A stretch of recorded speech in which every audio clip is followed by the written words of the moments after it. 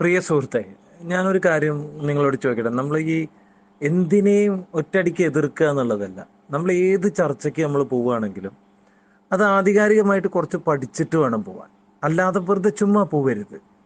മലയാളികൾ ഇത്രയേറെ മുൻവിധിയോടെ കാണുന്ന വേറെ ഒരു നേതാവ് ഇന്ത്യയിൽ ഇല്ല എന്ന് എനിക്ക് എപ്പോഴും തോന്നിയിട്ടുണ്ട്.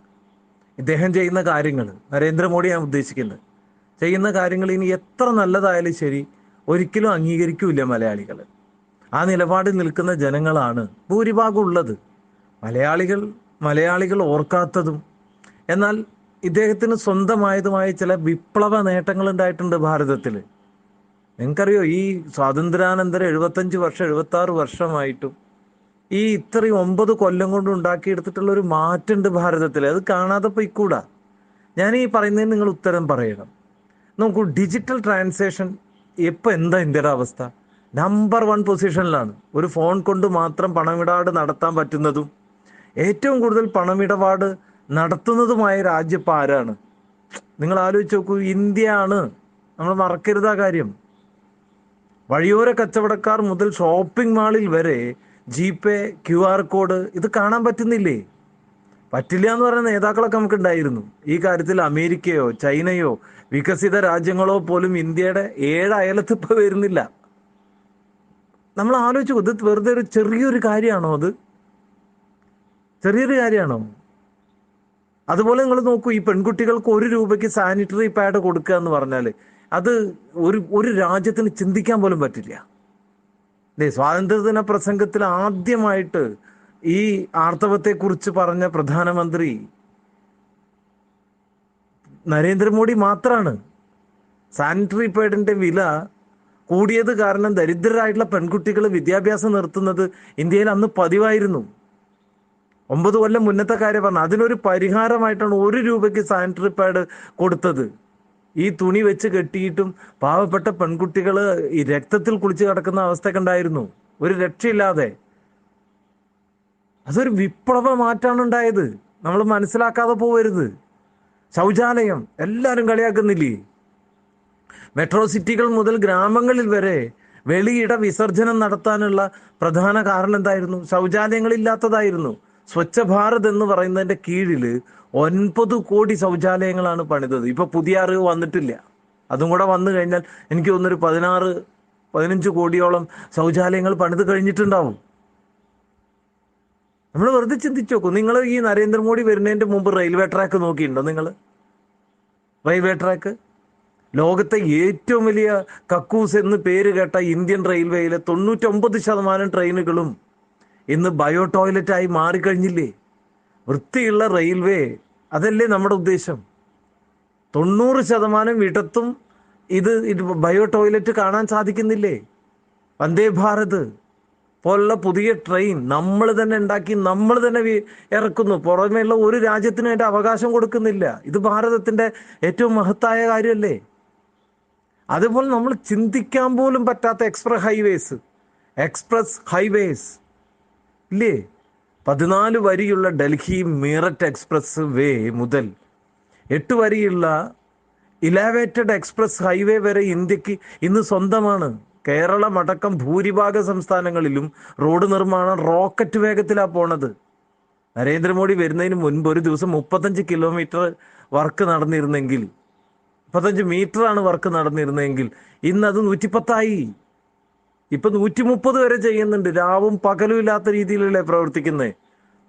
കേന്ദ്ര സർക്കാരിന്റെ 6 വരി റോഡ് വിപ്ലവത്തിന്റെ ഭാഗമാകാൻ പോവുക കേരളത്തിലും. അത്ഭുതല്ലേ? പിന്നെ നിങ്ങൾ നോക്കൂ, നയതന്ത്രം. നെഹ്റുവിന്റെ കാലത്തെ ചേരിചേരാ നയത്തിൽ നിന്നും ഒരു വേള സോവിയറ്റ് യൂണിയൻ പക്ഷം വരെ ആയിരുന്ന ഇന്ത്യയെ ഒരേ സമയം അമേരിക്കൻ, റഷ്യൻ, ഇസ്രായേൽ, അറബ് രാഷ്ട്രങ്ങളുടെ സുഹൃത്തുക്കളാക്കി മാറ്റാൻ മോദിക്ക് കഴിഞ്ഞുവെങ്കിൽ വിജയല്ലേ അത്? ചിന്തിക്കൂ. ഇതിനൊക്കെ നിങ്ങൾ മറുപടി പറയണം. വെറുതെ ഒരു വ്യക്തിയെ കളിയാക്കല്ല വേണ്ടത്. സുരക്ഷയുള്ള മെട്രോ സിറ്റികൾ വന്നില്ലേ? ഇന്ത്യയുടെ അഭിമാനമാണ് മെട്രോ സിറ്റികൾ. പണ്ട് മിക്കവാറും ഭീകരാക്രമണം പതിവായിരുന്നു. എന്നാൽ ഇന്ന് മെട്രോ സിറ്റികളെല്ലാം സുരക്ഷിതമാണ്, ഭീകരാക്രമണം ഇല്ല. ഇന്ത്യയിൽ നടന്നിട്ട് എത്ര കാലമായി ആലോചിച്ച് നോക്കൂ. ഇപ്പൊ ആകെ നടക്കുന്നത് ട്രെയിനിന് കല്ലെറിയുന്നത് കേരളത്തിൽ മാത്രമാണ്. വേറെ എവിടെയുള്ളത്? ഒതുങ്ങിപ്പോയില്ലേ പാകിസ്ഥാൻ? പാകിസ്ഥാൻ എന്തായിരുന്നു മോഡി വരുന്നതിൻ്റെ മുമ്പ് പാകിസ്ഥാന്റെ അഹങ്കാരം? അന്താരാഷ്ട്ര തലത്തിൽ അമേരിക്കയുമായിട്ടും എന്തിനധികം പറയണം, അറബ് രാഷ്ട്രങ്ങളുടെ ഇടയിൽ പോലും പാകിസ്ഥാൻ ഇത്രയധികം ഒറ്റപ്പെട്ട ഒരു കാലമുണ്ടോ? ചിന്തിക്കൂ. നയതന്ത്ര ബന്ധം അത്രമാത്രം ശക്തമായിട്ടാണ് മോദി സർക്കാർ ഇവിടെ കൊണ്ടു നടക്കുന്നത്. നമ്മൾ ചിന്തിക്കണത്. പിന്നെ നോക്കൂ, നമ്മൾ ചിന്തിക്കാത്തതിന് വേറൊരു കാര്യം, അടിക്ക് തിരിച്ചടി എന്ന് പറയുന്നത്. മുംബൈ ഭീകരാക്രമണത്തിന് പോലും പകരം ചോദിക്കാൻ കെൽപ്പില്ലാത്ത, ഇടത്തു നിന്നും എന്താ പറയുക, ഉറിക്കും പുൽവാമയ്ക്കും പകരം ചോദിച്ചുകൊണ്ട് ഇന്ത്യയുടെ ആത്മാഭിമാനം ഉയർത്തിയ വ്യക്തി ആരാ? നരേന്ദ്രമോദിയല്ലേ? ചിന്തിച്ചു നോക്കൂ. അമേരിക്കൻ സഭയെ 2 തവണ അഭിസംബോധന ചെയ്ത അപൂർവ ലോക നേതാക്കളിൽ ഒരാള്, അതും ആദ്യ ഇന്ത്യൻ പ്രധാനമന്ത്രി പോലും മോദിയാണ്. ചിന്തിക്കൂ നിങ്ങൾ. ഇത് മാറ്റല്ലെങ്കിൽ നിങ്ങൾ എങ്ങനെ അല്ല എന്ന് പറയും? മുഖ്യമന്ത്രി ആയ കാലം മുതൽ ഈ കഴിഞ്ഞ 9 വർഷം പ്രധാനമന്ത്രി ആയ കാലം വരേക്കും വ്യക്തിപരമായിട്ട് നരേന്ദ്രമോദി ഒരു അഴിമതിക്കാരനാണെന്ന് ആർക്കെങ്കിലും ആക്ഷേപിക്കാൻ സാധിച്ചിട്ടുണ്ടോ? പത്രങ്ങൾ പറഞ്ഞിട്ടുണ്ടോ?